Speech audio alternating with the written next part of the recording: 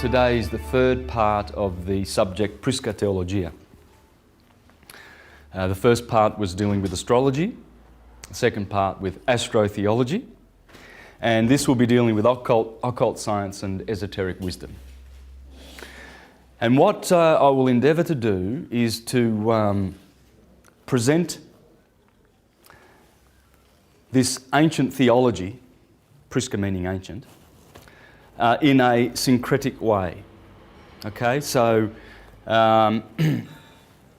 syncretism was something that the Renaissance people knew a lot about, because Pico, one of the foremost Renaissance masters, he pretty much brought syncretism to the attention of the world when he went down to Rome with his 900 theses. Here they are. That's another zero to the 90 theses of Martin Luther 30 years after Pico. Anyway, Pico went down to Rome and he decided that he would challenge the Vatican to a debate to prove that all the sciences, all the philosophies and theologies and schools of thought can all be syncretized into one homogeneous, harmonious unity of teaching. What I'm going to be sharing with you today is the knowledge and the understanding of what all the philosophies are based on. And it's a simple cycle of nature, or cycles of nature.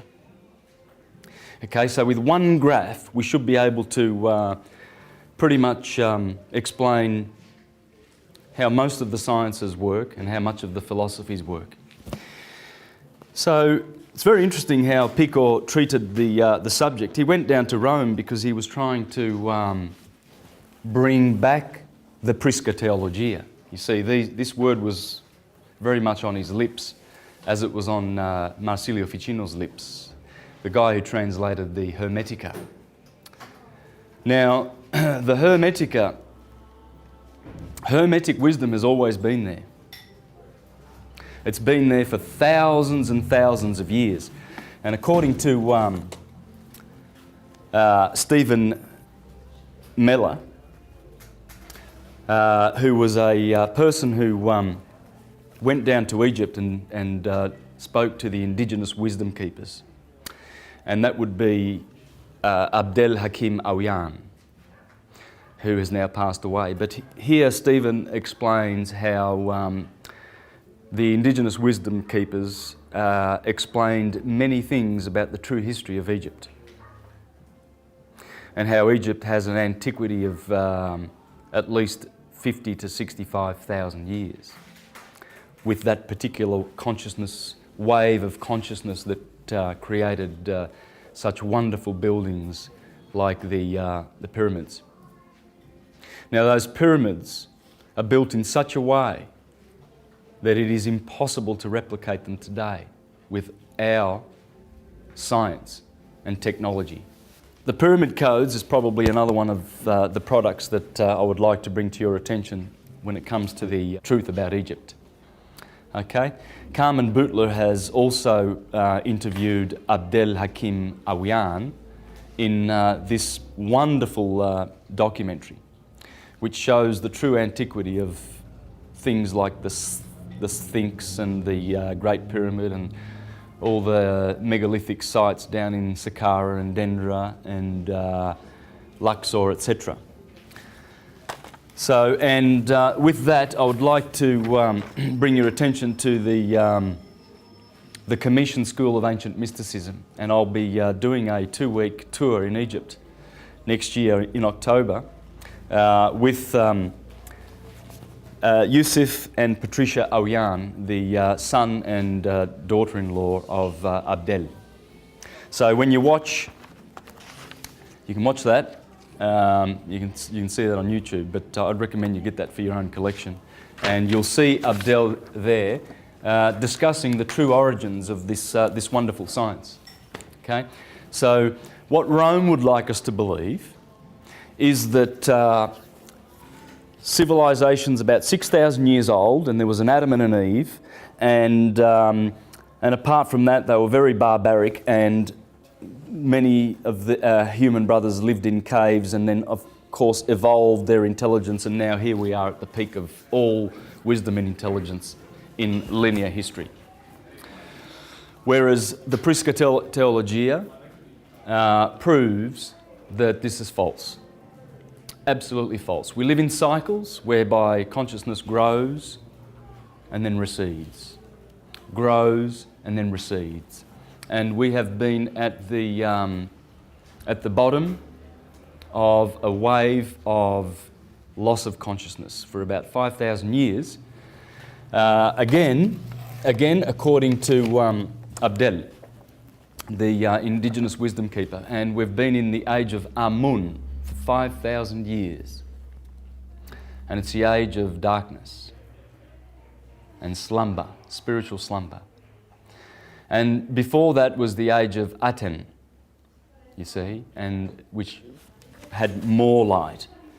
Okay, and then it goes back and back to the golden age. But we've been at the bottom of the wave for such a long time. So syncretism is all about bringing back the unity of the religio/science that we once enjoyed on this earth.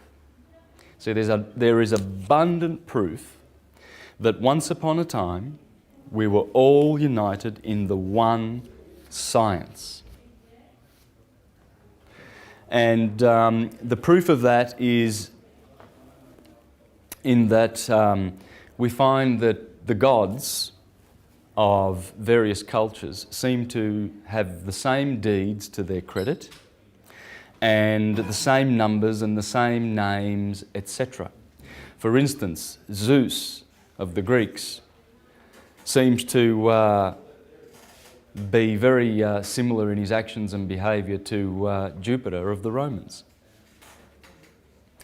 etc., etc. And Thoth of the Egyptians seems to be the same guy that the Greeks call Hermes and the Romans call Mercurius, and the Hindus call, or the Easterners call Buddha. So what in effect we're going to be doing is we're going to be pulling back the information that comes from all of these sources to show that they all have one common thread underpinning them. Now, the way in which we can do this is through one graph.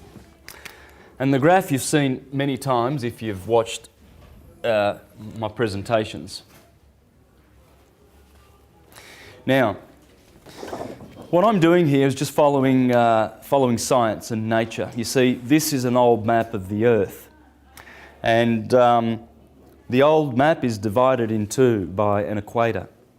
And you have a northern hemisphere and a southern hemisphere. And usually on good maps you'll see the sine wave that goes through the equator and hits the Tropic of Cancer, and then goes back through the equator and then down to the Tropic of Capricorn. And this produces the seasons every year. Now, the interesting thing about this map is they placed the glyph of Aries right at the beginning here, and then you have Taurus over here, and then Cancer right on cue with the Tropic of Cancer. And then as you go along you have Leo, and then you have Virgo here and the scales of Libra, right at the point of equilibrium, okay? The middle of the sine wave. So I'm going to follow this science, and what we're going to find is as we go through these 12 segments of the sphere, of the sky, is we're going to find all the characters in all of the mythologies, and including the holy, so-called Holy Bible. And we're going to discover a lot about science, a lot about fairy tales and nursery rhymes and mythologies, etc. And what we will discover is the fact that the ancients based all of their science on this simple science. because it explains how everything is produced in the universe. Okay, so let's just follow that. And we have, of course, the Tropic of Cancer above the equator, 23.5 degrees. And we have the Tropic of Capricorn below the equator, 23.5 degrees. Now, the sine wave, of course, you saw wrapped right around the Earth, okay? Because that sine wave is produced when the sun appears to go through the ecliptic, through the 12 signs of the zodiac, because of the tilt of the Earth and its angle as it goes around in its orbit, producing 4 seasons. So what happens is, there is the path that the sun appears to take. Okay, and it makes that sine wave. Now, Aries, of course, we said starts here at the beginning, and this was Cancer, so we can pretty much draw a line there for Cancer. And then Libra was over here, and that would be the Tropic of Capricorn. So over here we have March the 21st, June the 21st, the solstice, the equinox, September the 21st, the autumnal equinox, and December the 21st, the winter solstice, from the northern hemisphere, of course, okay? Now, so these are describing the equinoxes, the days of equilibrium, and the days of maximum light and minimum light. So what we do is we bring this circle around. That's a bit of an egg shape, isn't it? Now, and we bring this, the solstice and December the 21st around, so we make a circle. Now, what we get from this cycle is a circle like this, which the ancients called the circle of the zodiac. And this is how it looks. Aries is the first sign. Aries. Taurus is the second sign. And Gemini is the third sign. That's the spring. So from March the 21st to June the 21st, you have the spring. Okay? And then after Gemini, you have Cancer, because you see the sun has hit the Tropic of Cancer, and now the sun needs to wane and go down to winter. So that's longest day of the year, shortest day of the year. So we have this polarity, you see? Okay? Now, here we have Cancer, because the sun has touched the Tropic of Cancer, so it stays in Cancer for 30 days. Here we have Leo, and here we have Virgo, the beautiful summer months. Okay? Then the sun drops below the equator. So the sun goes bye-byes for 6 months. And in the north, the winter months come. Okay, so you have to be prepared for the winter months. Now, what happens there is the winter has the colour of red.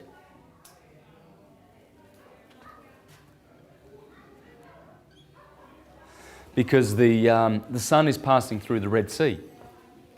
You see, around about September, what happens is those beautiful green leaves begin to turn red. So they look around in the Northern Hemisphere and say, well, the sun's passing through the Red Sea. Because everything in autumn turns red. Orange, yellow, red. Okay? So this was considered to be the Red Sea. You see, you have to go through the Red Sea, and finally you get into the Promised Land. This is the Promised Land, the summer. And I'll explain why it's the Promised Land, but there's a lot of reasons why they called this the Promised Land. Okay? And here is the Red Sea, or Tartarus. And here we have Libra, Scorpio, Sagittarius, Capricorn, Aquarius, and Pisces. Okay? And this, of course, has the lush green look of vegetation, photosynthesis, because the sun is booming. He's happy in his kingdom. In fact, the sun rules, in astrology, the sun rules over here. Okay? The moon, she rules over here in Cancer. And then always next to those will be Mercury, always. Mercury can never be more than 28 degrees away from the sun. And Mercury would correspond to the disciple of Jesus called John, because John says, I was always near unto the Lord. I'm the one that the Lord loved. Yes, the Lord, as you will see in the mythologies and in the Gospels, that's this guy, Mercury. In any birth chart, you will always see the sun in its sign, and Mercury will be either a sign next door on either side of the sun or in the same sign as the sun. Okay? So check out your birth charts, and there's Mercury, always faithful and close to the sun. He can never be badly aspected to the sun. He will always be a friend and support of the sun in this science. Next to them will be Venus, because Venus cannot be more than 48 degrees away from the sun. You see, Mercury and Venus are actually inner planets. They are inside our orbit, smaller than our orbit and closer to the sun. Therefore, they can be blocked out by going in front of the sun. And what I'm referring to is our solar system is a vortex. Okay? This is exactly how our solar system works. We don't have a solar system where the sun is over here and then all the planets orbit on the same plane. That's ridiculous. And it has been debunked by scientists like Walter Russell in this book. Okay? So what happens is, of course, we've got Mercury over here, and then we've got Venus, and then the Earth. And when Mercury goes in front of the sun, around here and here, always in this path here of the vortex, we don't see them.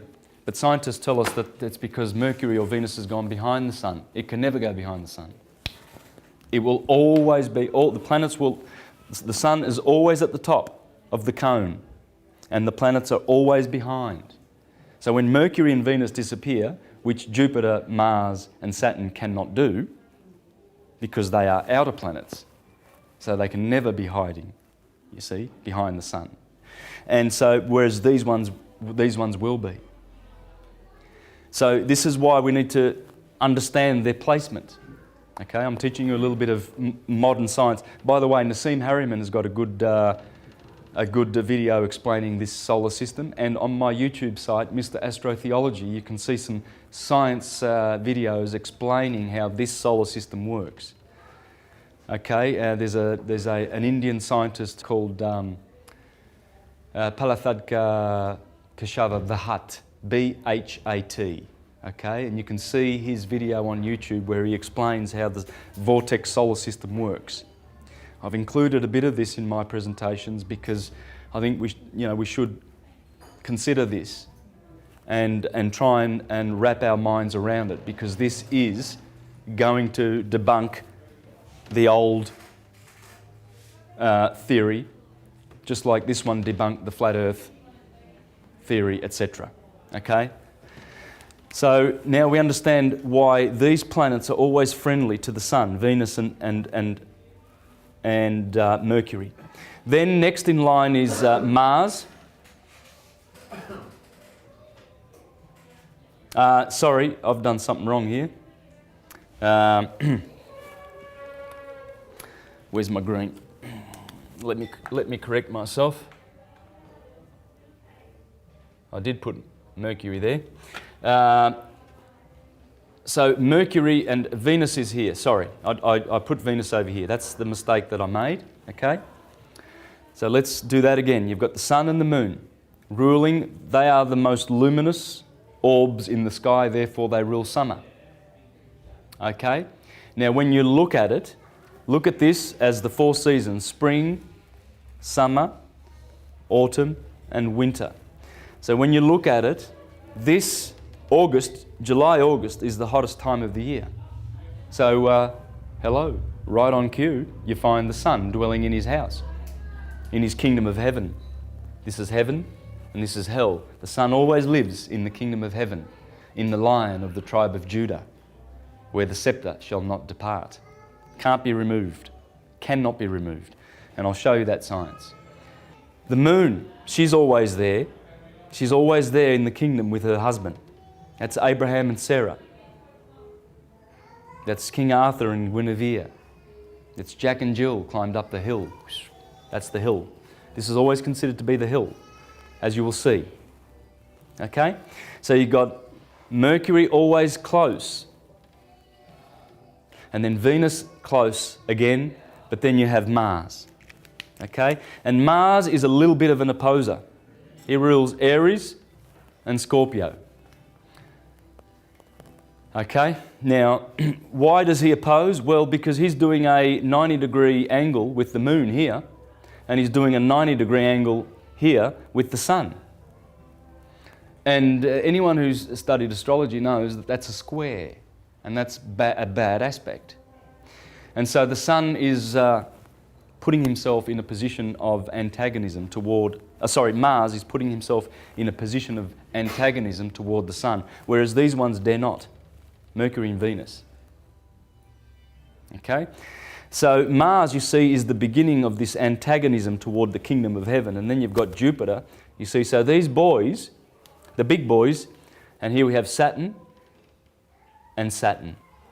So you've got, Saturn is the great opposer in this system, because he is always opposing directly the moon or the sun. He always opposes the greater luminaries. That's why he's the greater malefic in astrology, because of his position of antagonism on the outer of the solar system, and he's cold. And the sun doesn't like cold, so we cast him down into hell. Okay? And this is the placement of the seven. Okay?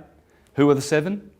Well, the seven are always known as the archons or the cosmocrators, the ones who gouge out matter. You know, they've got knives in their hands, the little dwarf gods of Egypt. Or the potters of Memphis, the potters of Tar in Egypt. Or the Jews call them the Elohim. Very interesting word, Elohim. And I pointed out last week in the presentation, in the Hawaiians say aloha. Aloha, I mean, you know, it's things like this, which I'm going to give many examples of, that show that there's this commonality, there's this common fundamental spiritual science/religion that underpins all systems. And it's there once you go looking for the clues. If you don't go looking, you will not find. But you have to overturn all the stones. That's why this science is called occult science. Why is it occult? Well, it's been occulted to the eyes of, say, churchgoers, for instance, because what do they get told? Well, they get told, don't you read any of the publications or books or anything that any other philosopher or church publishes, because that's from the devil. You know, just read our publications. Well, is that overturning every stone? It's not.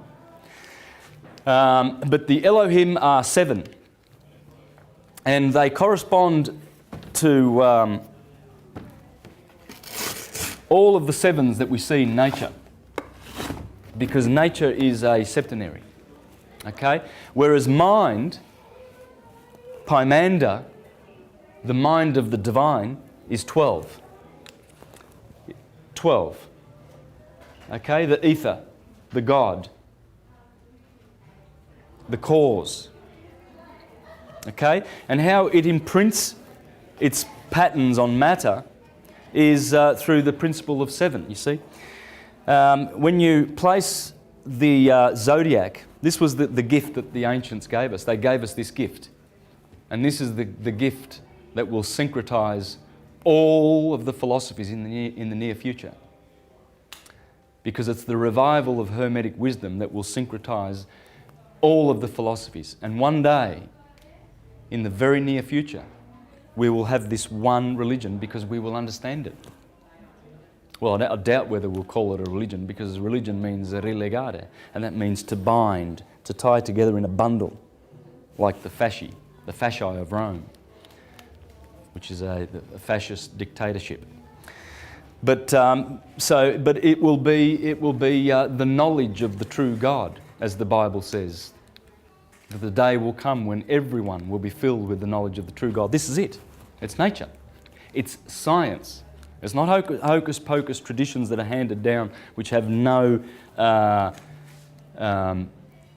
basis in anything real.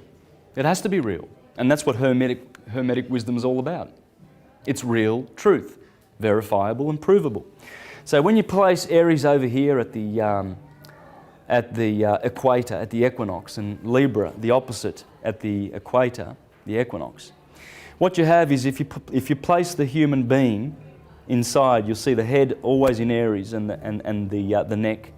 And you'll notice that there are seven chakra points. You see, they go straight through and they live basically on the spinal column. And they are energy centers, they are wheels, you see. And St. John in the book of Revelation calls those the 7 seals that need to be opened. And the Lord opened the first seal, and I heard a voice of an angel. And then he opened the second seal, and I heard a voice of an angel. You need to study what the angel says, and you'll see that these are the bursting of the 7 seals. And the Elohim, the 7 planets in the solar system, the 7 days of the week. These are the cosmocrators, or the Elohim of the Jews. So what we do then is, as we go through this wheel, we begin to see that it tells a story. You see, the sun tells a fabulous story as it goes through the seasons. Here it tells a story of conquest and how he has defeated his enemies down below in Tartarus. And who would they be? Well, just have a look. Winter. Capricorn and Aquarius, associated with Saturn. Saturn, he gets the pleasure of killing his brother's light, who he opposes. The great opposer, Saturn. He gets the pleasure of killing his brother's light on the last day of that cycle, the 21st of December, because he takes over on the 22nd. And Saturn kicks him out. He says, no fire in my quadrant. I rule this quadrant. See, here there's fire, cardinal fire, fixed fire, and mutable fire. Mutable because it must be extinguished. The cycle of heat and life generation must be extinguished by Mr. Cold. So he's always there, and he's ready to kill the light of the sun. So you see the job of Saturn. Poor guy. He gets disparaging remarks because he has to play his role in nature. So he gets to be a very naughty boy. Okay, and let's think about Saturn for a minute, shall we? Think of all the things that are associated with Saturn. The 7th day of the week is associated with Saturn. It's called Saturn Day, right? Saturday. And what usually happens on that day? Would that be the weekend, the day of revelry? You know, Saturday night fever. And let's go out Saturday night, boys. Let's go out on the tiles, right? It's always this guy. It's always Saturn, the bad boy. Let's have a look at the year. So that's the week. Okay. By the way, the moon does not dominate the week. Okay? Saturn dominates the week. I'll explain that later. It belongs to him. The number 7 is Saturn. It's the Sabbath day, the 7th day. It's the 7th planet. It's the one that is the one that is right on top, the top chakra. Saturn's here, the moon's down below, the bottom chakra. The alpha and the omega. So he dominates the 7th day of the weekend. He is the boss of the week, and I'll explain that later. All right, what about the day? What happens during the day? Let's see where Saturn appears during the day. If we have established that on March the 21st, the sun splits the day between 12 hours of darkness and 12 hours of light, well then the sun must rise at 6 o'clock in the morning, 6 a.m, and set at 6 p.m. It's the only days of the year where this happens. On the equator, the sun rises at 6 a.m. and sets at 6 p.m. Only happens on these 2 days, these 2 golden days. Right? So if you place 6 o'clock there, 12 midday here, 6 p.m. over here, and 12 a.m. over here, midnight, then you begin to see how Saturn is important in this cycle. Because Saturn rules from, Aries rules from 6 to 8, Taurus 8 to 10, Gemini rules 10 to 12, Cancer rules 12 to 2, 4 o'clock, 6 o'clock, 8 o'clock, 10 o'clock. Wow. Right on cue, we have Saturn turning up at midnight. And what happens after midnight? It's the naughtiest time of the day, is it not? You know, some people who are quite forward in telling you that they do their best work after midnight and etc. Okay? Yeah, he gets from 12 to 4. But the benefits of Saturn's rule is that you can do good thinking at this time of the night. Many philosophers and many geniuses have found most of their insights at this time of the night. You know, King David in the Psalm says, "Oh, I wake up in the middle of the night to look at your stars and tell forth your glory and be inspired by your heavens." This is a magic time, but it's also that time of revelry where things happen, you know. Thieves do their work at night, don't they? You see, and Saturn rules the night. Now, let's have a go at the year. How does Saturn affect the year? Well, this is winter. So he snuffs out the sun's light in mutable fire, Sagittarius. Here's another one. In ancient Rome, they used to celebrate the Saturnalia. Okay? And what happened in the Saturnalia? Well, first of all, when was it celebrated? Well, it was celebrated started on the 17th of December, 4 days before the solstice. And it went all the way to Christmas Day, the 25th of December, when the sun begins its journey, all the way back up the holy mountain. So all in here, the Romans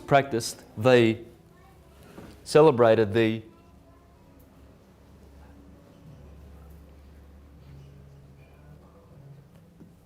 one of the most famous Bacchic orgies of history. Revelries. Absolute revelry time, man. Christmas is a reminder of the Saturnalia. In fact, it is the festival of the Saturnalia. That's what Christmas is. That's why you go out to your friends on Christmas Day and you get drunk and, you know, you abuse each other emotionally and everything like that. In Rome, yeah, you know, how many traumatic Christmases have you been through? Can you remember them? Any good ones? Oh, yeah. Well, they're good because there's good stuff that happens here too. It's not all bad. But it's about Saturn. That's the point. Look for Saturn. You've got to look at what he's doing. He's the one with the horns, man.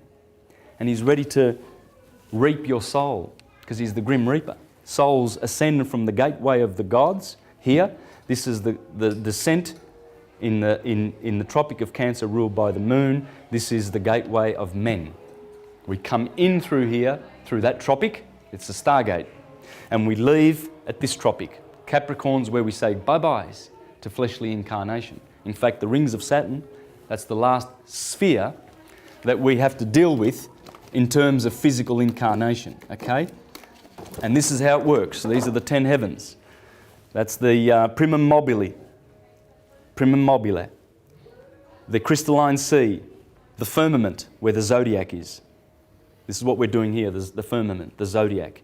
And below are the 7 Elohim, the cosmocrators, the creators. Saturn is always on the top. This is the kingdom of Saturn. That's his kingdom. Because Saturn is Chronos. Chronos is time. Chronology, etc. All those time words. So we're stuck in time. We're stuck in a sine wave. And I dealt with this last week. Sine wave is a sin wave. That's where the sin is, time. Because you're born in time, you must die in time. Ain't none of these bodies going to be around forever. These are just a dream.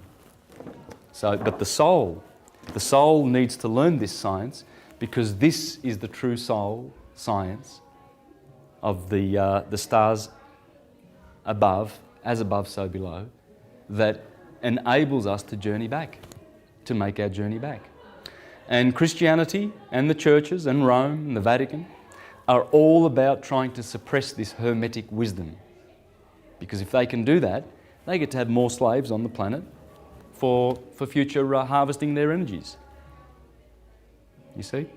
So it's very important that this wisdom be understood. It must be mastered. This is the structure of the universe, the material structure. This is how it works. And you live in this octave. That's the octave in which you dwell, dominated by these 7. They are responsible for every little atom and cell in your body being in the place that it is. All the cells, it's like a coagulation of molecules that have happily agreed to just work together as one organism for you to be able to exist physically on the physical plane on this earth. There's the earth at the bottom, the 8th sphere. And this is the descent of souls: Saturn, Jupiter, Mars, the Sun, Venus, Mercury, Moon. And they are the 7 chakras: pineal gland, pituitary gland, throat chakra, heart chakra, solar plexus, and the generative chakra, and the root chakra. And as we activate those powers and get those little wheels a spinning, we actually go up back to heaven, and heaven is here in the body. As I will show you later, part of this science is all about the body. In the scriptures they talk about the Holy Land. It's no use going to Judah, it's no use going to Egypt. The Holy Land is your body. The body is the Holy Land. Here is the Holy Land, guys. That's the ecliptic, the 12 signs of the zodiac in the body. Pisces in the feet, Aries in the head. The Pleiades right on cue. That should be sort of more up in the head area, but the Pleiades are in Taurus, which is in the head, in the centre of the head. Correspond to all the good little glands that are going on in there, like your pituitary, the limbic system, and stuff like that. All in here. And the spine, this is the Holy River, right? And Sodom and Gomorrah is down here in the bottom chakras, the red chakras. That's Sodom and Gomorrah. And this is the river. Eridanus is the great river. There it is, the Eridanus. This is one of the deacons of Taurus. Eridanus is the Jordanus, the Jordan River. It's in the head. That's heaven. This is earth. This is hell. Heaven, earth, hell. So above, Midgard, inferior, infernal. Infernal always carries with it the colours red. In fact, in the occult science, they taught that everything below the kidneys was considered to be Egypt. This is Egypt. And this is why God's children, the elect, go through the Red Sea and must come out on the other side of the Red Sea in order to be saved. And this is exactly why they celebrate the Passover. Right here on cue, and they eat the lamb, the sacrificial Passover lamb. And I think it was Jesus, the that was called the Passover lamb, was it not? Yes, the Passover lamb. Why would you call Jesus, the Saviour, a Passover lamb? Because you're talking about astrology. The Bible's full of astrology. That's why he is the lamb. And the blood of the lamb. The blood of the lamb is the sun's rays, the beautiful photons that drench us in the spring. You see, when the sun kills the lamb in the 30 days of Aries, it kills the lamb and sheds its blood as a sacrifice every year. And that blood is the impregnation of the blossom season. And then the fruits come from that blood, from the death of the lamb. Aries, the lamb, the sacrificial lamb, must be sacrificed every year for us to be saved. That's why in the first words of the Gospel of John, you see, people don't notice this, but John begins with a fully grown Jesus. He doesn't begin with a baby in the crib or in a manger. Down here in Capricorn, where the sun's a little baby. John and Mark, the two Gospels, begin over here in Aries. And there's telltale signs. Last week I dealt with this and pretty much covered it and proved it conclusively. I went through all the chapters of Mark, the 16 chapters, and all on cue, they were talking about Aryan, all the Aryan constellations, Cassiopeia, Cephas, Andromeda, and all of the decanal constellations that are associated with these two signs here, Pisces and Aries. And then it talks about, the early chapters of Mark talk about light, which is the Pleiades and Venus, the two lights of Taurus. And then it talks about your brothers and twin, etc., etc. And then it goes, here's the transfiguration of Jesus, right on cue, I think in the 8th chapter of Mark, where the sun is transfigured. You see? Now, John, this is the first chapter of John, okay? Verse 30. The next day, seeing Jesus coming towards him, John said, "Look, there is the Lamb of God that takes away the sin of the world." First chapter of John. And then, of course, in the next couple of chapters of John, you can rest assured that he'll be talking about Taurian themes, like the parable of the sower, because that's when you sow in Taurus, you know, so you can get some harvest in Virgo, etc., etc. And it's all on cue. It's in the Gospels. So what I'd like to do now is I'd like to... I did explain, you know, Saturn, where to look for him. Okay, in the week, he controls the day of revelry.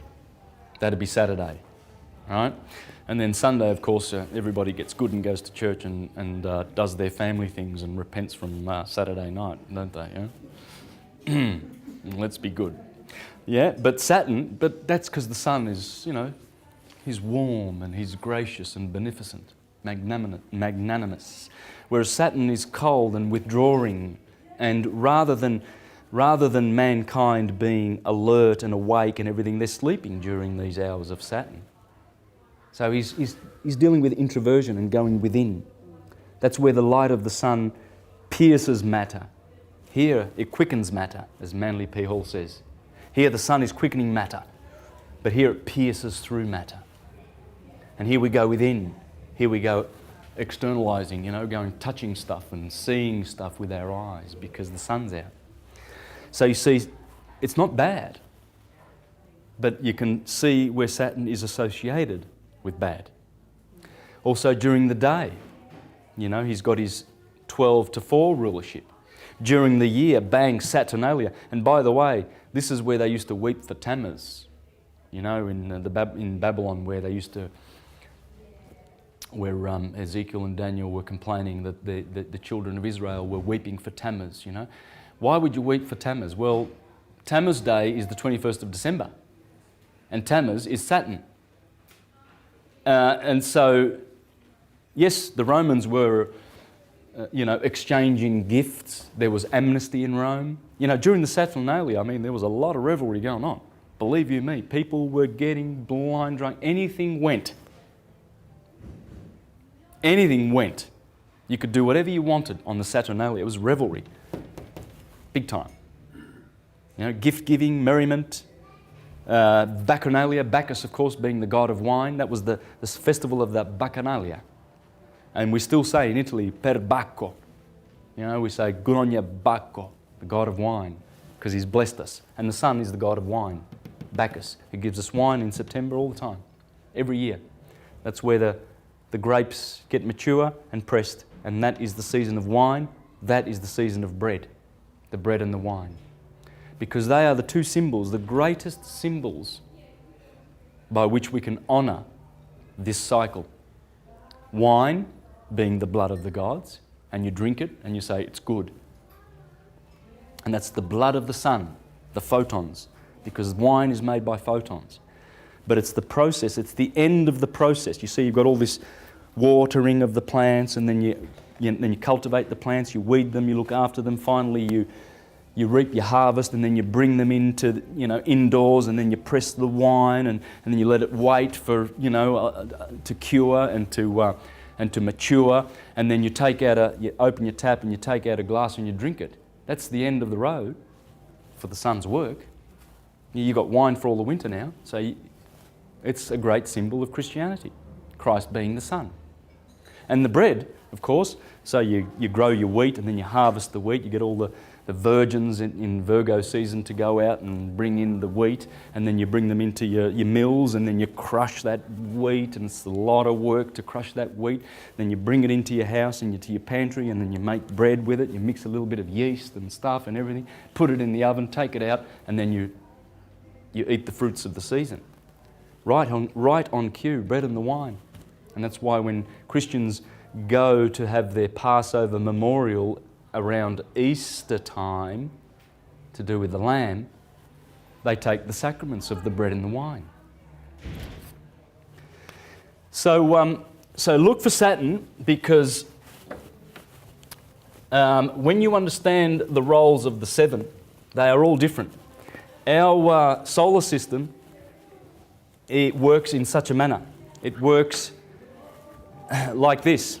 You see, the heart is the sun is always in the middle kingdom, and there are 3 spheres above and 3 below. So it's in the fourth.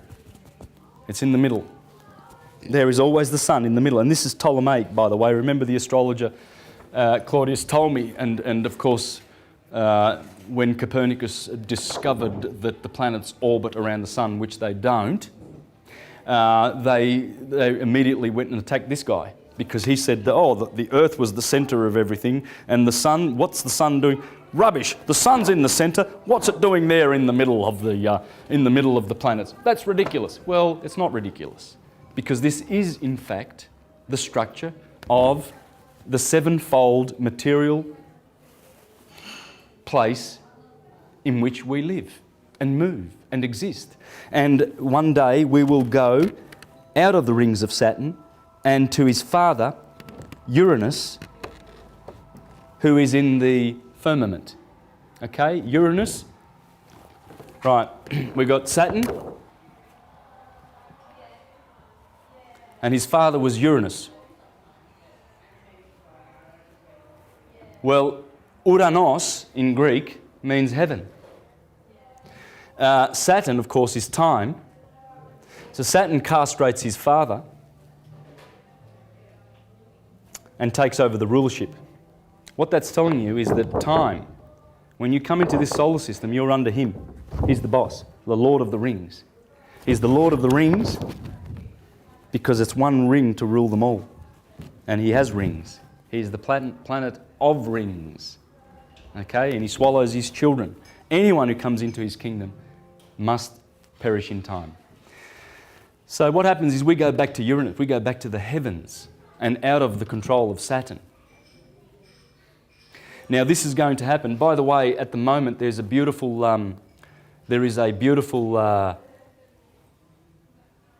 Aries. Uranus is in Aries at the moment, and Saturn is in Libra. Saturn exalts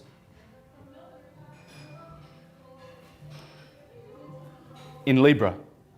He's having a good time. And Uranus loves Aries. Uranus is up here, right now, in the skies. Take note of this because this is very, very revolutionary. It's in all of your heads. Uranus is causing a lot of social changes down below. Take note of these things. Uranus will be here for another 13 years in Aries.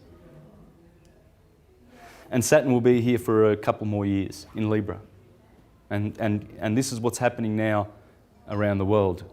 This is the justice that's going on. The heads are rolling right now because Saturn is here in his sign of exaltation. Pluto's in Capricorn. That also has to do with judgment. Pluto being in Capricorn, over here, these three boys, they're changing the whole scenario downstairs. All right, guys, so now this is back to, what I'm doing now is I'm making a bigger version of what I did before, and the Tropic of Cancer is up here, right? So the sine wave, you can see the sine wave continuing on down that way, okay? So what we've done is we've made this much bigger, and there's the Tropic of Capricorn. And so all we need to do now is fill in the bits, okay? And there's the beautiful glyph for the Earth, because the ancients knew what they were doing, did they not? Now, what we've got is, take note of this, fire, earth, air, and water. All right? That's the pattern that the sun takes. Aries. Taurus, Gemini,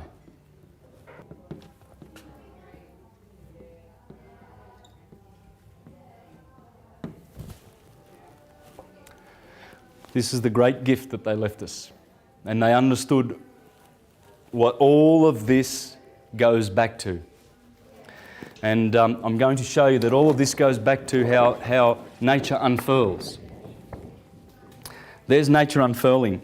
It's a Taurus. Planets are doing it, our bodies are doing it. We have the energy going up through the head and around in our Merkaba chariots. Okay? We are flaming chariots of fire, light bodies.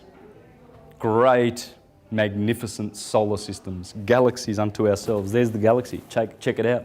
48 constellations, 360 acupuncture points. 360 degrees of arc, there it is. Aries in the head with Perseus over here, bringing in the light and slaying Medusa right there, one of the deacons of Aries. And it goes around, and the sun goes through all 48 constellations every year. And as that's happening, that's your big brother above causing effects in you. You are being affected by all these motions and wheels. And here we are getting about our daily business and we don't know anything about it. And we don't even care anymore. How often now do we look up at the stars? I don't know whether a lot of people do, look out at night and just go, well, isn't that a beautiful sight? To look at the stars. And to think that those photons have been travelling for billions of years and finally they reach your eyelid and you don't delight in that, the pleasure of knowing that you're just receiving light that's been travelling for years and years and years to find. Yeah, there's a lot of smog. But what is the structure behind this is the vector equilibrium or the cube octahedron, okay? The octahedron and the cube, okay? That is this 12-fold structure. This is a perfect model of 12ness. This is where the 12 comes from, okay? From the vector equilibrium that supports this structure, that is what planets and galaxies are doing. 64 in the Flower of Life, 64 in the I Ching, 64 boards in the chessboard, squares, 64 codons in your DNA, 64 in Kabbalah. When you put the Kabbalistic trees together, you get your 64, the number. It's a precious number. The city of Melbourne has a grid. Have you seen the rectangular grid of the city of Melbourne? Open up your Melways and check out Melbourne, the city of Melbourne. Designed by Freemasons, okay? You've got, that'd be Latrobe, Lonsdale. Anyway, look, you've got to check this out yourself. It's 64 grids. 64. It was designed that way. 64 blocks in the city of Melbourne. That's where I play my guitar, right there in the middle. In the middle of the 64. In the Burke Street Mall. But check it out, and it comes from this, 12. In the vector equilibrium. What we've got here too now, I'm going to go and I'm trying to be nice and slow because I do go very fast. So I want to just take my time with this and it'll sink in a lot better. You've got cardinal, cardinal,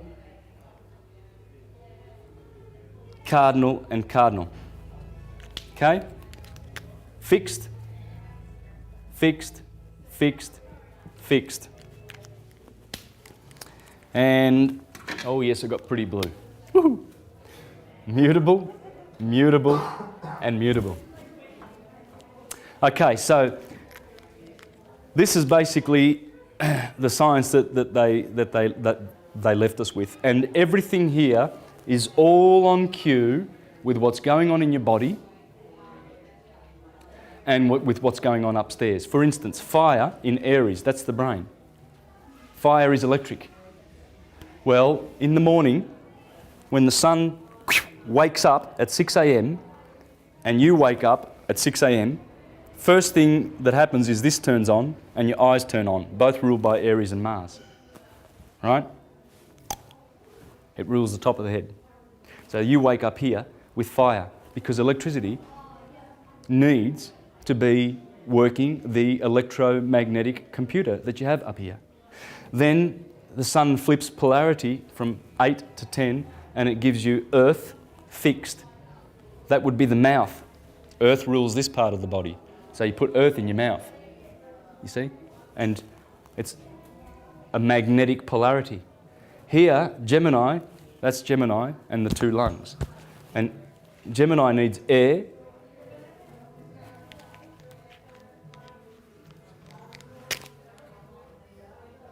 mutable because it's probably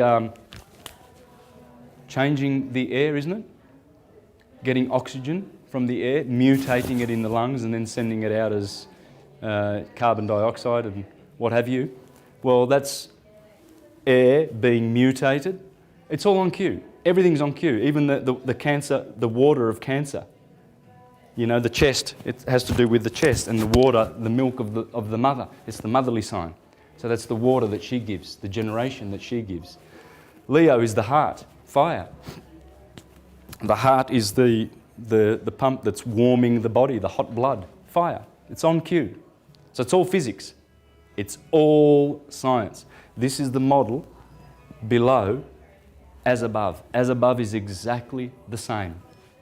In fact, as I'm going to get a chance to read from these books, you will see that the esoterists said that when you look up, you're looking at the brain cells of God. Those stars, they are the brain cells. And all of those Birkeland filaments and currents, they would be neurites and dendrites and synapses in your brain, in the brain of the God. It's a mind. It's a universal mind. So let's have a look at the rulers. As I said before, you've got the sun here, the seven-rayed God, according to Plutarch, the seven-rayed God. The moon, Mercury, Virgo, Mars, Jupiter, Saturn. This is the gospel.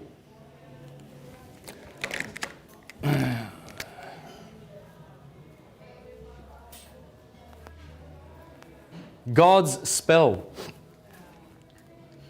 It's God's spell. It's not an evil spell. It's a spell. It goes forth. The spirit of El, God's spirit of El, is always going forth in the gospel because this is the gospel. Jesus goes around with his 12 disciples. He has John always by his side. He has Jupiter, Peter, his best friend, Jupiter. There are all the characters of the gospel, okay? The gospel. The gospel is dealing with a daily cycle and a yearly cycle and a backward processional cycle which lasts about 24,000 years. Once you work those out, then you will understand the science. Because the idea is to understand the solar system. Because in your understanding the solar system, you acquire solar consciousness. That's Christ consciousness. Otherwise, you're stuck with earth consciousness, which is neither bad or good. It's earth consciousness. But we need to shed that. And when we learn about the solar system and how it works, then we are able to embrace that consciousness. Then we go to the galaxy and we have galactic consciousness. And then the whole universe, we see how that works and understand it. And we have universal consciousness. Then we go back to unity consciousness, rather than the dualistic consciousness of the lower earthly consciousness. It's down here where we get opinions about good and evil, which doesn't exist up there. Simply doesn't exist. It's our polarity that we have made. It's happening in our world. This is the message. These beautiful stories are in the message, but you won't see them if you're not looking. Have you ever noticed those 3D pictures that contain a three-dimensional picture, but you've got to stare at them? Yeah, right? Yeah. Have you ever seen those? Sometimes it takes a minute or 2 minutes. Some people never get it. They never see it. And that's what the Bible is. The Bible is like that. It's got these amazing allegorical stories that most readers are just walking straight past, Oh, Jesus said this and Jesus said that. Never ever understanding what is really happening. And this is the crime of the priestcraft. And those people are trained to not have eyes to see. You see, that's why the scriptures say, for ones who have eyes to see, you will see it. Now, you notice another thing with Saturn is, this is the symbol of Saturn.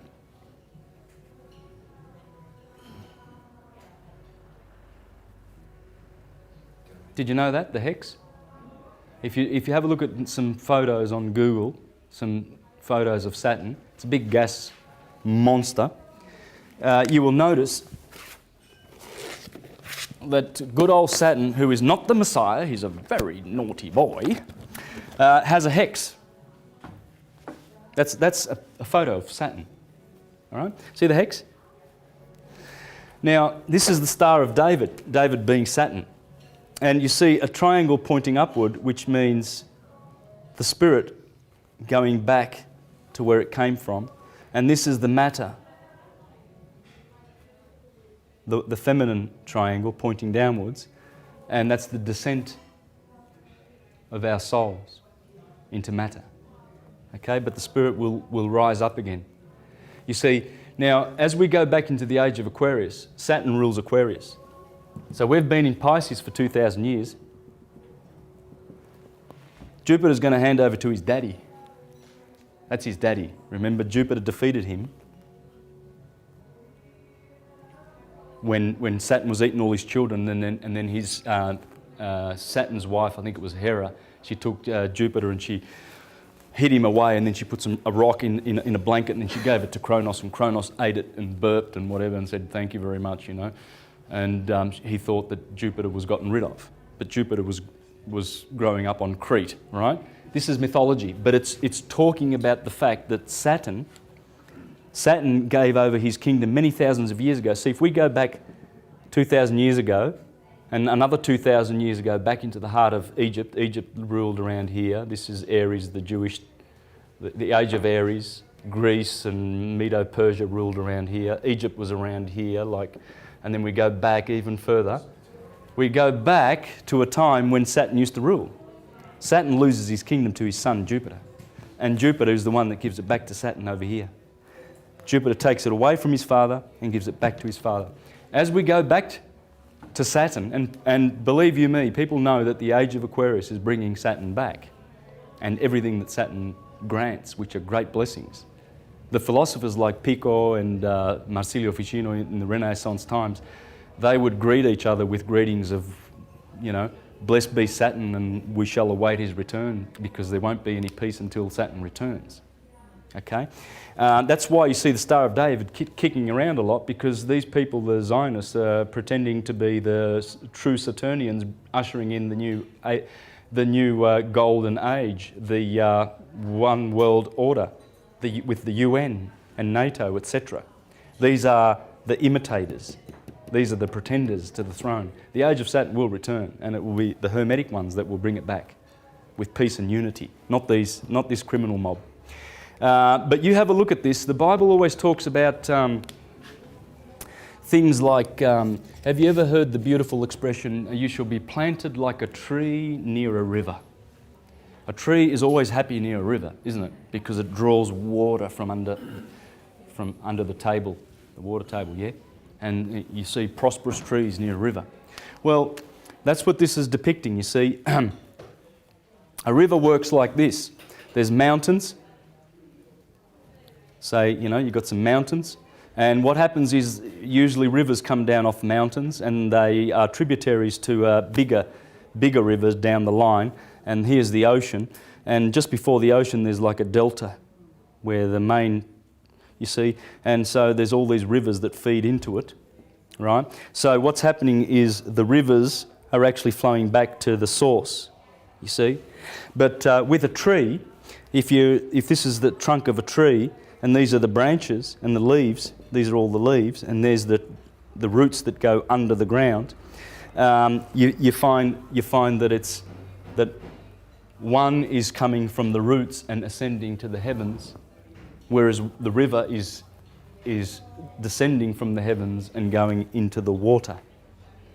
You see, it's this symbolism, and it's beautiful symbolism, but most people don't get it. They think, oh, a tree next to a river, that would be nice.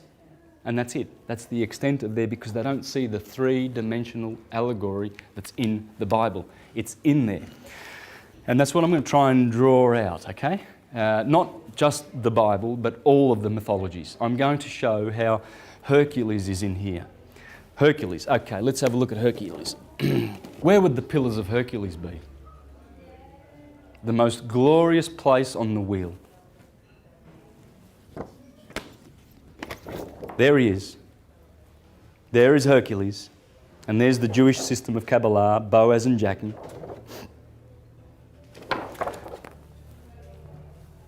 The Pillars of Hercules, the two twins, Pollux and Castor, they always dominate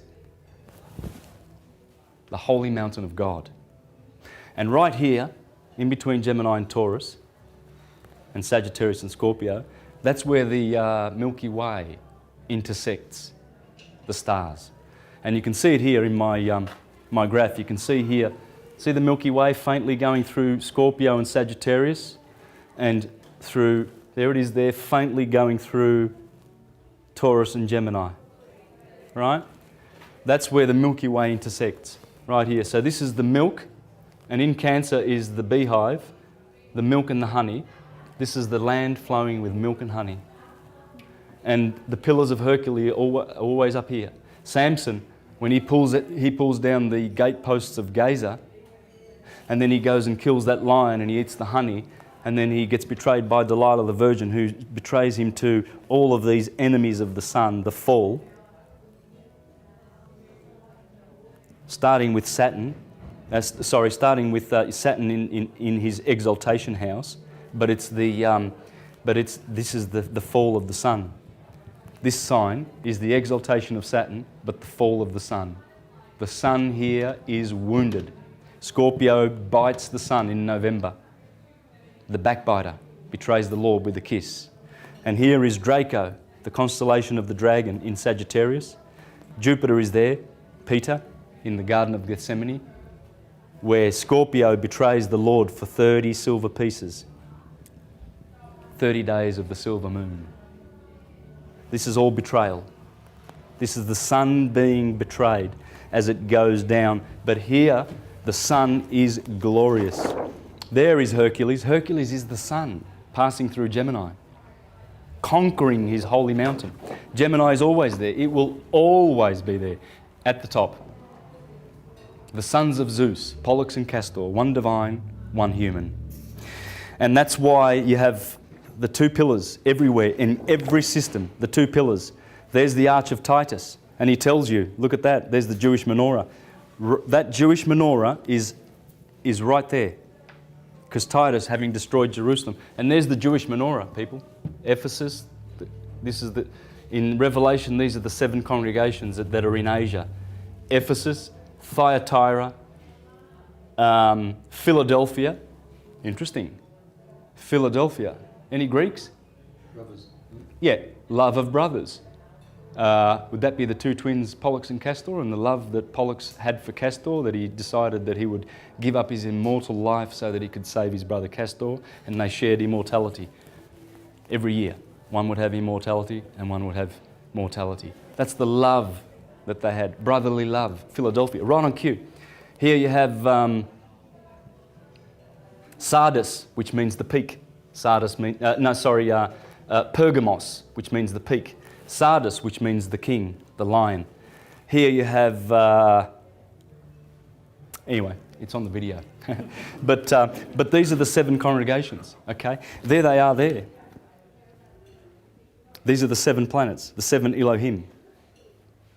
That's what they are. The sun is the middle one. Saturn is the left one. That's the moon. So you've got Sunday to the middle, Monday over here, Tuesday, Wednesday, Thursday, Friday, Saturday. Saturday is always the 7th. So here you have the arch of Constantine. See, this is Jupiter and Pollux and Castor, because when he climbs up that holy mountain and he goes through the pillars. See, that's why these megalomaniacs like Titus and Constantine made their arches, their pillars, because they want to be like Hercules. Who doesn't want to be? We all do. We all want to be like the star, the sun, the superstar, Michael, Jesus, King Arthur, Jason and his golden fleece, looking for the golden fleece. They're all looking for Aries. All of them. The Jews are looking for the Passover lamb. The Christians want the Lamb of God that takes away the sin of the world.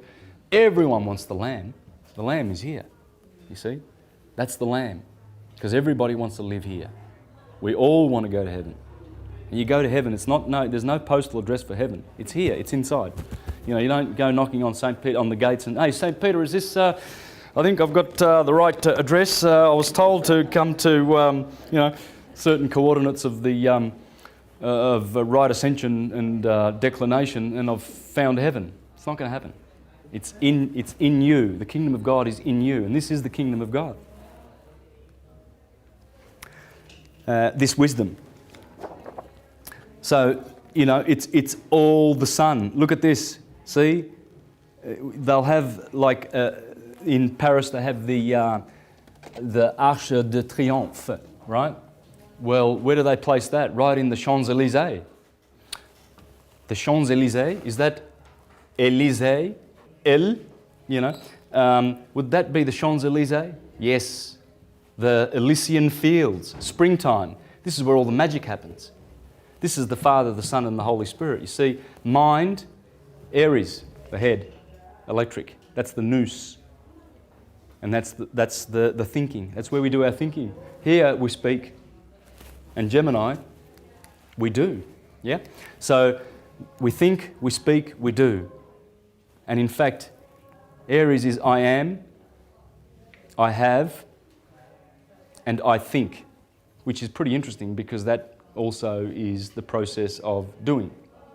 But the Father and the Son and the Holy Spirit is how everything gets done in the whole world. First you think it, then you speak it, then you do it. Now, yeah, this is the thing, and we're waking up to this stuff. We're waking up to the fact that we come from the stars. Have you got any friends who swear that they come from Sirius or the Pleiades, or right? Well, let's have a think about it. Sam, what's your nationality? Our background's from Syria. Syria. Oh, let's have a look at that word, shall we?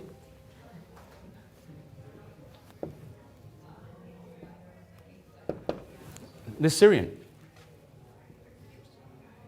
They know where they come from. Right next door, there's a country called Canaan, originally. That's the Canaanites. That's canine. That would be the dog. Sirius is the dog star.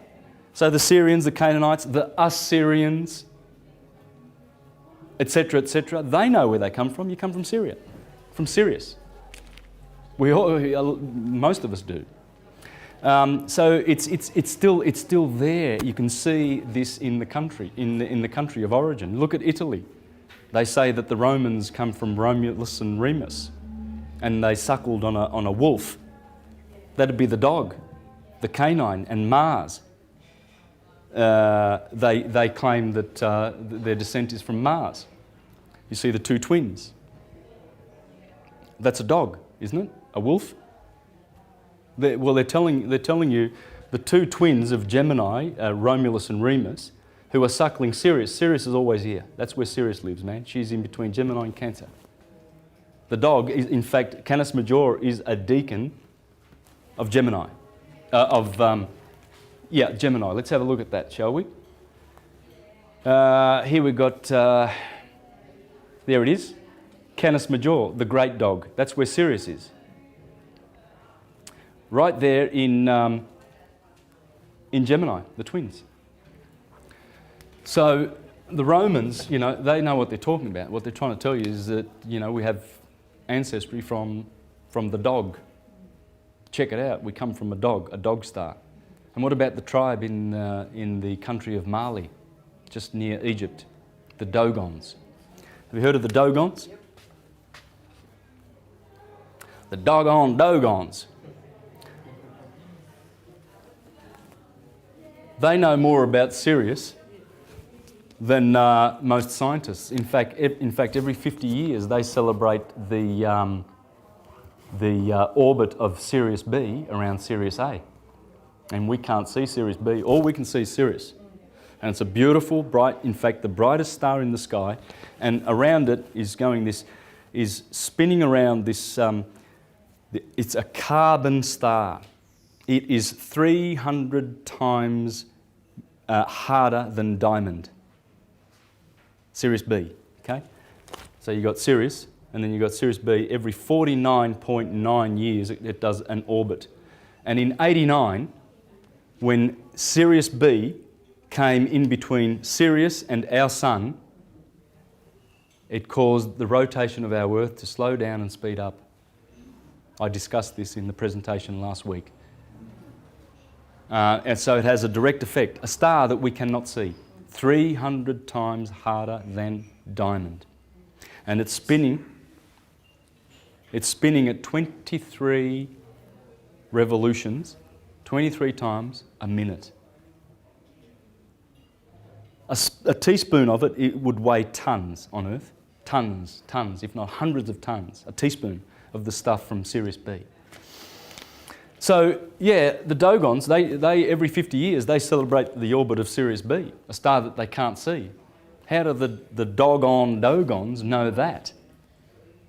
Okay, you can check this out on YouTube. Check it out, the Dogons and Sirius. This is the sort of stuff we need to look at because we're remembering these things. I mean, Sam doesn't have to remember. He knows he's Syrian, and that's that. He's Syrian. Full stop. And, the Aborigines in Australia, there's some tribes that call the sun Ra. Well, that's Egyptian. And there's Hopi Indians that talk about Ra. Same name as the Egyptians. How does that happen? Because this was once a universal system. And it was destroyed by the theocratic patriarchal religions who have subverted the whole system and counterfeited it and given us historical figures to take their place, to enslave us. Everything in the Bible is a two-edged sword. It will save you or enslave you. Have a look at the word soul, the sun.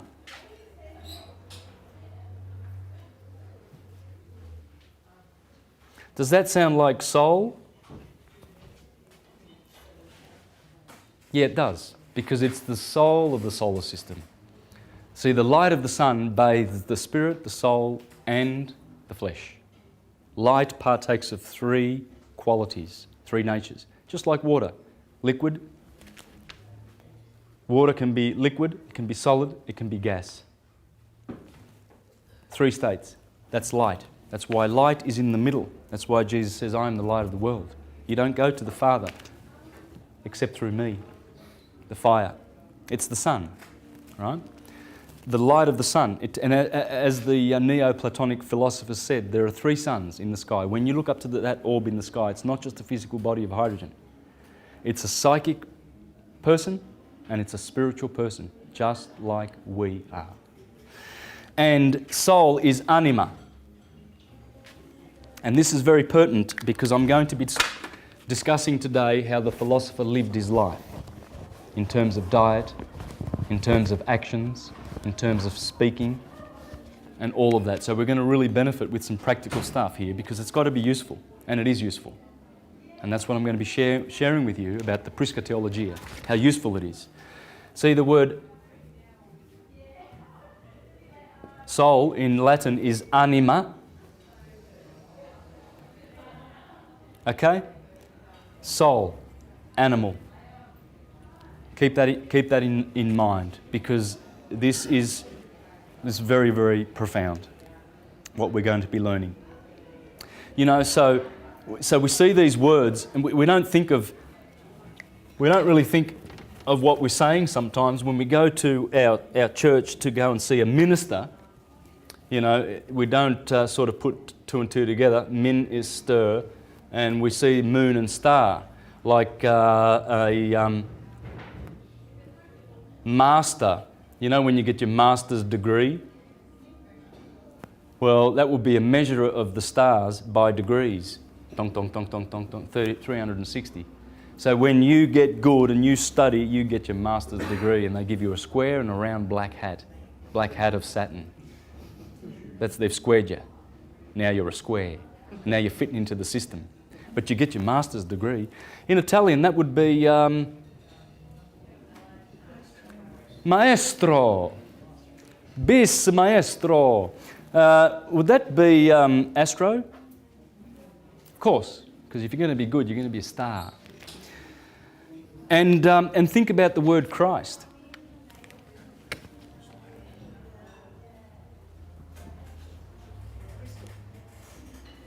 Would you be a carbon crystal by any chance? We've been hexed with earth. We are solid, our bones. We have blood, liquid. We have gas, you know, oxygen and whatnot in our body. And we have fire. So everything's made up of these 4 things. The 4 rivers that flow out of the Garden of Eden. The waters above and the waters below. See, this is all just water, right? All your atoms, they're just like coagulated, just like like when you get a scar, right? You know, you just wait a couple of weeks and all of a sudden that coagulated blood has caused the skin to be there and it looks like the scar's gone away, right? So you see the nature of blood. You see how precious blood is, that it actually is making bodies. But what's behind the blood? You see, the blood is flowing with fire and gas and liquid to make solids, coagulate. Coagulation as it goes through the process of temperature, motion, cohesion and solidity. We are carbon crystals. Every organic form is. That is Christ. Because what it's saying is, and the flesh came to dwell with man. And the Christ came to dwell in the flesh. And the Christ was made flesh. That's what it's talking about. It's talking about this was made flesh. We've all got crystals in our body. And what happens is that is what is causing us to remember. And as we drink of the finer consciousness and we expand our minds and leave them open, because without this science, there's no way you're going to go to heaven. There's no way. You can't fluke it. You cannot fluke it. It's not going to happen. And you won't be going to church where they keep you in the lower chakras to get this. It's not going to happen. They do it deliberately. Ra is an interesting word. There's a fellow in Egypt called Ramses. And That would actually be Ra Moses, people. Ra Moses. That's where Moses gets his name from, Ra Moses. And in fact, that's the 19th dynasty of Egypt when this guy turns up. First time Ramses appears. But in the dynasty prior to that, the 18th dynasty, we had Thothmoses.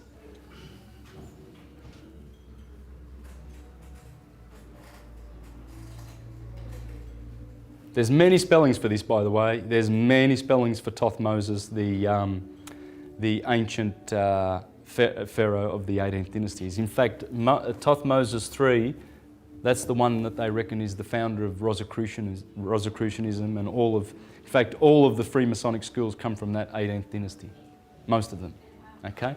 Yeah, Thothmoses, there's a statue of him done in that, I think it's granite or what's it called? Diorite? Diorite. And it's very hard. And you can see that. Thothmoses III. These guys, they pay a lot of tribute to this guy. But this is where they all come from, those dynasties.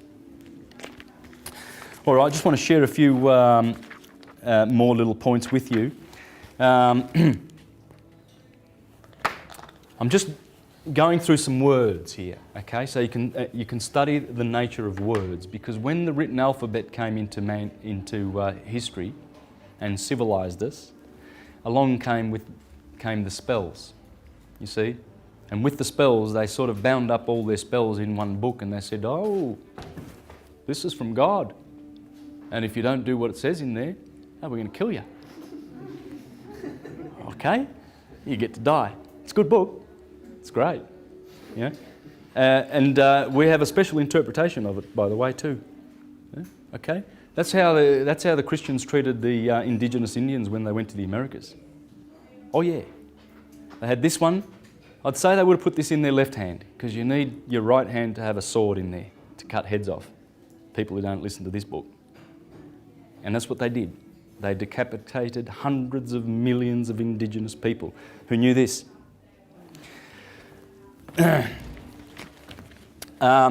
So the 7 days of the week would be Sunday, the moon, Mars. Wednesday is Mercury, Buddha. That's Jupiter, Zeus, God of gods. That's Venus, Friday. And good old Saturn Day. Okay, let's put him in there like that. Okay, I'm going to make a point of him. This is the Japanese language, okay? I'm doing some Japanese kanji here. I didn't actually bring the kanji, I forgot, but doesn't matter. The meaning of the word is what matters. Sun is Nichi. Nichi means heat, fire, light. So you go to Japan and you've got right on cue, you've got Sunday where Nichiyobi is, right on cue, and it's heat, fire and light. Pretty interesting, isn't it? What about the next one? Getsu, that's the moon. Luck and fortune, that has to do with the moon, the goddess of luck. She is the goddess of luck. Getsu, right on cue, Monday. Ka, Mars. Fire, birth. Fire, Mars, birth. In fact, the 25th of March is when Gabriel comes down to Mary and he says, guess what? You're going to have a little son, and he's going to be called Jesus. Because that's where impregnation happens, the blossom, the sperm of the sun. And in Japan, they celebrate Sakura. And in Rome, on the 19th of April, they celebrate the festival of Flora, flowers. Flowers, impregnation, fruit, harvest, preservation, and survival.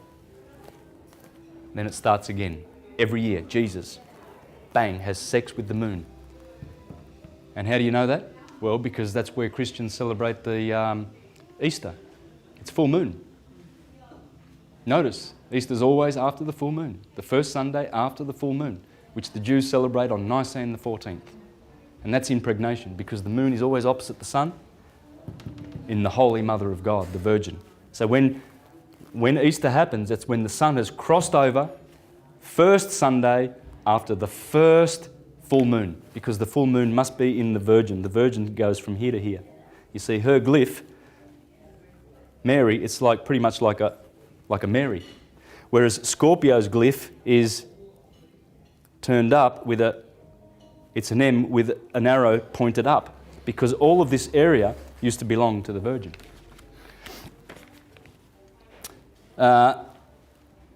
Sui means water, Suiyobi. So that's Kayobi. Suiyobi. This is Thursday's Moku. Wooden, tree. How about this one? Kin. Gold. Venus. Money. Because she's the one that gives wealth, the second house in the zodiac. She's always got the gold and the money. And how about our good friend Saturn? Well, what would that be now? We've already discussed his other name in Greek, Chronos. What does Chronos mean? Time. Well, the Japanese do means time. Time, door, and dirt. You see, guys, when you start looking for these things, you will find them. The science is there. What I'm trying to do, or not trying, I am doing, is syncretizing it all, okay, in honour of Pico and Giordano Bruno, okay? That's the book that got him burnt at the cross on the 17th of April, 1600, that book, The Expulsion of the Triumphant Beast. And he is saying, he died because he's saying in there, we've got to go back to Hermes. The world must return to Hermes to be saved, to bring back sanity. Because religion ain't working. It doesn't work. It binds people and makes them fools and slaves. And this liberates. The Hermetic revolution was the Renaissance. It was based on pure Hermeticism. The founding of the Republic of the United States of America was pure Hermes. And I'm going to read to you from Thomas Paine. He's the guy who got the revolution going, by the way. Thomas Paine. You got to read this guy. It's all about Hermes. All of it. Okay, I'm going to read from here. Thomas Jefferson, all those guys, they were Hermetists. And the Republic, which frees, is Hermes. What do you make of the suggestion that a certain portion of them were Freemasons, and what association did Freemasonry have with Zionism all the way back then? Yeah, look, Masons, like everyone else, have been co-opted and invaded and overtaken by the Vatican and all its good little soldiers. Has many foot soldiers. The Jesuits, the Bilderbergers, the Trilateralists, the Council on Foreign Relations, any buffoon like a Henry Kissinger or a Zbigniew Brzezinski, these imbeciles who will sell their mothers for, you know, a pocket full of pennies. Traitors to mankind. But the Vatican runs all of that. It has gone around all around the earth, co-opting movements and changing the nature of them. You know, the Green Movement, for instance, it might start with genuine grassroots principles, and then all of a sudden someone comes knocking on the door and says, hey, we've got $1 million for you, would you like that? Oh yeah, well, there you go, there it is, but just sign here on the dotted line, and just what we're going to do is we're going to have one of our, we're just going to have someone to sit on your board for you, you know, and you know, help you make good decisions about how to spend that money in the future. And that'll be a Vatican agent. It's all the Vatican, it's all Rome. The elites run Rome. It's the biggest corporation in the world, and it hates this Hermetic wisdom. It has been persecuting it for 2,000 years, okay? Since the days of Hypatia and Theodosius in Rome, who said, just burn them all, burn them, kill them. They went around and pillaged and destroyed all of the universities and temples that were bequeathed to us by the Hermetists. In Alexandria, there was the Temple of Serapis, and they went down and they pulled down Serapis and they burned him to the ground, and they destroyed the library in Alexandria. And there was hundreds of years, or in fact, it hasn't stopped. Only 500 years ago, they destroyed all the Mayan codexes. Only 4 survived, the Popol Vuh. And, you know, this is what they do. They go around destroying evidence that this existed. It existed, and it's coming back, and it will destroy all the fictions. This is here to come, to stay forever. We'll never forget this again. It's coming back. This is Hermes, guys, and rejoice that it's coming back.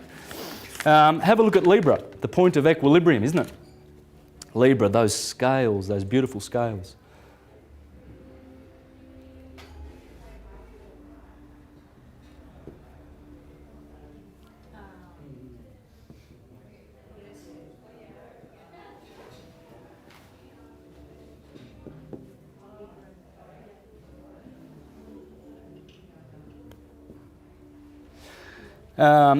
You see,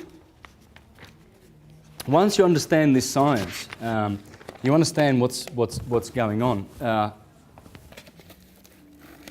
In the body of the human being is something very special that's going on. And that would be that. You see? Aries at the head, and the sine waves goes through the scales of Libra. Look at the glyph for Libra. I mean, it's sitting there where 6 p.m. is and September the 21st. It's the beginning of the Red Sea. Right? So in both of those two cycles, it stands for that. What would that be? That's the glyph. Does that look like a sunset to you? Or a sun passing through the equinox, the equator? Yes, it is. And opposite there is where the Japanese have their car brand Nissan. Nissan means March. And you see the symbol for Nissan? It's got the sun going through the equator. These are things to look out for. The sun. The sun dominates everything. It's all about the sun. In fact, that's a painting there, famous painting that an Englishman did down in New Zealand about 150 years ago. And what you can see, that's a tattooed warrior, okay? And you will notice that the lines on the top of the face here, this all has to do with sun worship. This is the sun, just like this mask is. And you see you'll have 13 lines down one side and 14 lines down another side. 13 times 14 equals 182. Any idea what 182 is all about? It's solar science, pure science. Well, it's a half of the year, exactly. Okay? It's a half of 365 days. And what it's representing is 1/2 of everything of the year. Now, but it's a symbolic number. It's not actually accurate because this half of the year is exactly 187 days long, and this one is 178 days long. Did you know that? Yeah. The sun above the horizon takes 187 days. And below the horizon, it takes 178 days and a quarter. Marcus Manilius, in his wonderful poem, he talks about this when he says, take note that the crab and the twins and the bull all rise upside down. Because he said, these signs, where Sirius is, Sirius, and these signs, he says, they are slowing down the sun. You see? They drag and pull on the sun. That's why they come up, upside down. This is poetry. It's not scientifically accurate. But what's going on is this. You see, this guy's telling you that there's 182 days, and it's from the solstice through the equator to the other solstice. Or this line here would be the equator, the equinoxes, and this line here would be the solstice. And so I'm not sure which way it is, but that's what it's talking. This is also talking about solar science. You'll notice that there's different amount of numbers on this side as opposed to the lines on this side. Okay, they're doing that. It's not a mistake. It's deliberate because it's trying to encode special formulas for the sun. And you know, like the Korean flag is doing the same thing, really. You know, I think it goes that way. Spirit, fire, and matter, water. It's telling you the same thing. Fire, earth, air, and water. So, and the reason for this now, it's easy to work out when you know that on January the 4th, the Earth is at perihelion with the Sun.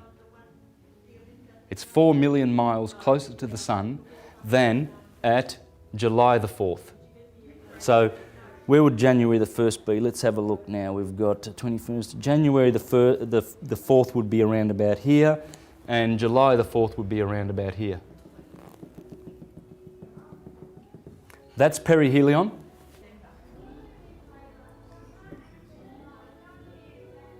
Helion is the Sun. So it's basically, it's perigee. Perigee. So let's, in our elliptical orbit, if there's the Sun, our Earth will be like, in its orbit, it will be like here, closer to the Sun, 4 million miles, by the way, and it has nothing to do with summer or winter. That the Earth being closer to the Sun down here in July the 4th, January the 4th, perihelion, that has got nothing to do with the temperature. Nothing at all. That's the tilt. Okay? So this is perihelion, and this is aphelion. Aphelion is here. July the 4th. You know, when you get all your Independence Days, all countries around the world celebrate, whether it's Canada, you know, Venezuela, whatever, many countries around the world have their independence over here because the Sun is conjuncting Sirius. Sirius is the one who gives independence and freedom. She is the Statue of Liberty. It's Sirius, the mother of the system. She dominates the whole star system that we're in. Okay, so that's why there's drag. Obviously there's drag because if we're in a binary with Sirius, this is how it would work. There's Sirius and there's our Sun, and we have an elliptic orbit, right, that we go around. Sirius also does this, like that. So there's our Sun, and our Earth is going around anti-clockwise like that in its orbit. And so this would be, here would be perihelion. And here, so here the Sun would be in Capricorn, and here the Sun would be in Cancer. So you see what's happening is because these two stars are flying towards each other. And by the way, Sirius is hurtling towards us at 12 miles a second. She's flying towards us, man. And with that Sirius B going around it. And every time Sirius B goes around, there's havoc on the Earth. Havoc. And she's hurtling towards us. So her speed coming, she's blue shifted now because for 12,000 years, Sirius has been observed to be red, right? When she turned the corner and they're hurtling towards each other, what's happening now is the Sun is being pulled up, and of course it leaves all this drag, which is this drag here. Right? Because when the Sun is in Sirius, when the Sun is heading towards Sirius, and it's in that sign, it's being pulled up. That's the drag. But that is also explained by the vortex solar system. Okay. Now in 5 minutes we're going to have a break, so get a coffee and walk around a bit. But I've got some juicy stuff in the next 2 hours. Some really good stuff. I'm going to spend a lot of time on the diet of the philosophers, okay, and stuff like that. And I want to try and go through a whole bunch of quotes and stuff from various books and sources that establish this as a science. What do you think of that?